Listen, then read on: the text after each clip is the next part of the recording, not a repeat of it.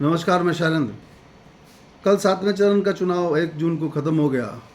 6:30 पौने 7 बजे से शाम को एग्जिट पोल आने शुरू हो गए हैं। 2024 के लोकसभा चुनाव के लिए एग्जिट पोल क्या कहते हैं, आइए 1 मिनट इस पर बात करते हैं। न्यूज़ 24 टुडे, चाणक्य और इंडिया टुडे, एक्सिस माई इंडिया की भविष्यवाणी भाजपा के 400 पार के लक्ष्य से मेल खाती है। न्यूज़ 24 ने कहा कि राष्ट्रीय जनतांत्रिक गठबंधन एनडीए को 400 सीट मिल सकती है, 15 सीट कम या ज़्यादा हो सकती है। विपक्षी दल इंडिया के लिए एजेंसी ने 107 सीटें और अन्य के लिए 36 सीटें जाने का अनुमान लगाया है। एबीपी वोटर सर्वेक्षण के अनुसार 543 संसदीय लोकसभा सीट में एनडीए को 353 से 383 सीटें मिलने का अनुमान है, जबकि विपक्षी भारतीय गठबंधन को एनडीए गठबंधन को 152 से 182 सीट मिलने की उम्मीद है। न्यूज़ 18 मेगा एग्जिट पोल के अनुसार एनडीए को 355 से 370 पर सीटें मिलेगी, जबकि इंडिया ब्लॉक को इंडिया गठबंधन को 125 से 140 सीटें और अन्य दलों को 42 से 52 सीटें मिलेगी। वहीं टाइम्स नाउ ईटीजी पोल के अनुसार एनडीए को 358 सीटें मिलेगी, जबकि इंडिया ब्लॉक इंडिया गठबंधन को 152 और अन्य को 33 सीटें मिलेगी। जन की बात पोल एनडीए को 362 से 392 और इंडिया ब्लॉक को 141 से 101 सीटें मिलने की संभावना है। इंडिया टीवी सीएनएक्स पोल एनडीए को 371 से 401 और विपक्षी गठबंधन को 109 से 139 सीटें मिलने का अनुमान है। न्यूज़ नेशन पोल को अगर देखें तो एनडीए को 342 से 378 सीटें और इंडिया ब्लॉक को 153 से 169 सीटें मिलने का अनुमान है। विपक्षी भारतीय ब्लॉक ने एनडीए के लिए 300 से अधिक सीटों के अनुमान को खारिज कर दिया है। उन्होंने कहा, इंडिया गठबंधन ने कहा कि पीएमओ से निर्देशित विपक्षी दल इंडिया ब्लॉक के नेताओं ने शनिवार को एग्जिट पोल 2024 के अनुमानों को खारिज कर दिया, जिनमें से अधिकांश ने भारतीय जनता पार्टी भाजपा के नेतृत्व वाले एनडीए की 300 से अधिक सीटों के साथ वापसी की भविष्यवाणी की थी। लोकसभा चुनाव 2024 के अंतिम चरण के एक दिन बैठक में भाग लेने वाले के चरण के एक दिन, जिस दिन 7वें चरण का चुनाव था, उस दिन इंडिया गठबंधन की बैठक थी। उस बैठक में भाग लेने वाले इंडिया ब्लॉक के नेताओं ने कहा कि चैनलों को ऐसे नंबर चलाने के लिए प्रधानमंत्री कार्यालय से यानी पीएमओ से निर्देश मिलते हैं और ये सभी चुनाव आयोग ईसीआई द्वारा 4 जून को चुनाव परिणाम की घोषणा से पहले का मनोवैज्ञानिक खेल है। कांग्रेस के वरिष्ठ नेता जयराम रमेश ने चुटकी लेते हुए कहा कि 4 जून को बाहर होने जा रही पार्टी ने ही ये एग्जिट पोल आयोजित किए हैं और इस बात की पुष्टि की है कि 2024 लोकसभा चुनाव में भारत ब्लॉक कम से कम 295 सीटें जीतेगा। जयराम रमेश ने एक्स यानी पूर्व ट्विटर पर एक पोस्ट में कहा कि जिस व्यक्ति का 4 जून को बाहर होना तय है, उसने ही ये एग्जिट पोल आयोजित किए हैं।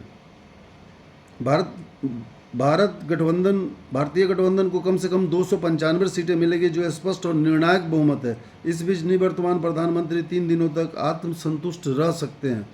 ये सब मनोवैज्ञानिक खेल है जो वह रच रहे हैं, लेकिन वास्तविक परिणाम बहुत अलग होंगे, ये वरिष्ठ कांग्रेस के वरिष्ठ नेता जयराम रमेश ने कहा। एग्जिट पोल 2024 में सबसे चौंकाने वाली बात यह है कि दक्षिण भारत में भाजपा की स्थिति में सुधार हुआ है। अधिकांश एग्जिट पोल ने कर्नाटक में भाजपा के नेतृत्व वाले एनडीए को पूरी तरह से जीतते हुए दिखाया है, जहां वे पिछले साल विधानसभा चुनाव हार गए थे। इसके अलावा केरल और तमिलनाडु में भी भाजपा का खाता खुलने का अनुमान लगाया है। कर्नाटक के मुख्यमंत्री डीके शिवकुमार ने एग्जिट पोल 2024 के निष्कर्षों को खारिज कर दिया और कहा कि मैं दोहराता हूं कि किसी भी एग्जिट पोल पर विश्वास मैं नहीं करता। मैं विश्वास के साथ कह रहा हूं कि हम कर्नाटक में दोहरे अंक को पार कर जाएंगे। ये कांग्रेस के कर्नाटक के उप मुख्यमंत्री डीके शिवकुमार ने कहा। केरल के एक प्रमुख नेता शशि थरूर, जो तिरुअनंतपुरम में केंद्रीय राज्य मंत्री राजीव चंद्रशेखर के खिलाफ चुनाव लड़ रहे हैं, ने एग्जिट पोल 2024 को बेहद अवैज्ञानिक बताया। हम पूरे देश में प्रचार के लिए यात्रा कर रहे थे और हमें पता है कि ज़मीनी हकीकत क्या है। एग्जिट पोल बेहद अवैज्ञानिक है। पिछले साल छत्तीसगढ़ और राजस्थान में अधिकांश एग्जिट पोल के नतीजे गलत निकले थे।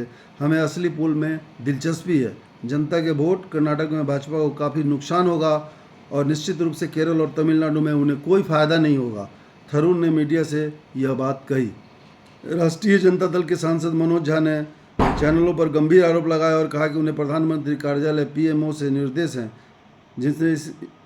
जिन्होंने इस काम पर बहुत पैसा खर्च किया है। मनोज झा ने कहा कि मैंने कई एग्जिट पोल देखे हैं, लेकिन न तो मेरी राजनीतिक पार्टी और न ही मैं इन एग्जिट पोल पर विश्वास करता हूँ। हमारे पास इसके कई उदाहरण हैं। चैनलों को पीएमओ से निर्देश मिलते हैं और उन्हें बहुत पैसा दिया जाता है। मैं तेजस्वी यादव का अभियान का हिस्सा रहा हूँ। इस अभियान ने लोगों के बीच एक लहर पैदा की है। उनके पास या मतदाताओं के पास दो ही विकल्प थे, या तो मुजरा और मंगलसूत्र, या फिर रोजगार के लिए युद्ध और महंगाई के खिलाफ वोट देना। एक अन्य वरिष्ठ कांग्रेस नेता ने सवाल उठाया कि 2024 के सभी एग्जिट पोल दक्षिण भारत से क्यों शुरू हो रहे हैं और इसे टेलीविजन रेटिंग पॉइंट टीआरपी का सवाल कहा। छत्तीसगढ़ के पूर्व सीएम भूपेश बघेल ने कहा कि एक बात आम है जो सभी मुख्य धारा के मीडिया में दिखाई दे रही है कि सभी ने तमिलनाडु, केरल और फिर कर्नाटक और तेलंगाना से एग्जिट पोल शुरू किया है। 4 जून को नतीजे वैसे भी आएंगे। अभी यह टीआरपी का सवाल है। कांग्रेस के संचार प्रभारी महासचिव जयराम रमेश ने कहा, ये एग्जिट पोल झूठे हैं। इंडिया गठबंधन को 295 सीटों से कम सीटें नहीं मिलने जा रही है। ये एग्जिट पोल फर्जी है क्योंकि पीएम मोदी और केंद्रीय गृह मंत्री अमित शाह मनोवैज्ञानिक खेल खेल रहे हैं। ये विपक्षी दलों, चुनाव आयोग, मतगणना एजेंटों, रिटर्निंग अधिकारियों पर दबाव बनाने की कोशिश कर रहे हैं और ऐसा माहौल बना रहे हैं कि वे वापस आ रहे हैं, लेकिन वास्तविकता पूरी तरह से अलग है। एग्जिट पोल पर कांग्रेस सांसद राहुल गांधी ने कहा, सीधे मूसेवाले का एक गाना है 295, हम 295 सीट जीतने जा रहे हैं, हम 295 सीट जीतेंगे, ये राहुल गांधी का दावा है। अब देखिए 4 तारीख को मतगणना होगी, उसमें पता चल जाएगा कि कौन सी पार्टी, इंडिया या एनडीए, कौन कितने लोकसभा की सीट जीतती है। धन्यवाद।